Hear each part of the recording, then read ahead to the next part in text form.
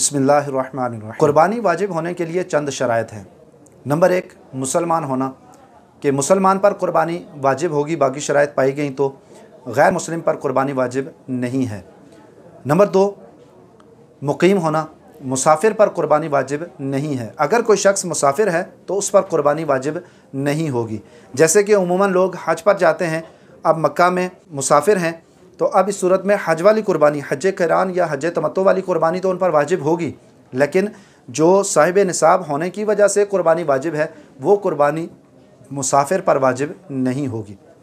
इसी तरह बहुत सारे लोग ऐसे होते हैं कि जो एक शहर से दूसरे शहर गए होते हैं ईद गुजारने के लिए, तो अगर वो 10 ज़िलहज की सुबह सादिक से पहले पहले चले जाते हैं और 12 ज़िलहज की ग़ुरूब आफ्ताब के बाद मुकीम होते हैं और ये 3 दिन दरमियान में वो मुसाफिर रहते हैं, तो इस सूरत में अब उन पर कुर्बानी वाजिब नहीं होगी। इसी तरह जहाँ कहीं भी कोई मुसाफिर है, मुसाफिर पर कुर्बानी वाजिब नहीं, अगर कर ले तो नफली कुर्बानी होगी, सवाब मिलेगा, लेकिन ना करने की वजह से गुनाहगार नहीं होगा। इसी तरह साहिब निसाब होना कुर्बानी के लिए वाजिब होने के लिए शर्त है। अगर कोई शख्स साहिब निसाब है तो उस पर कुर्बानी वाजिब होगी, साहिब निसाब नहीं है तो कुर्बानी वाजिब नहीं होगी। 5वीं ये है कि वो बालिग हो।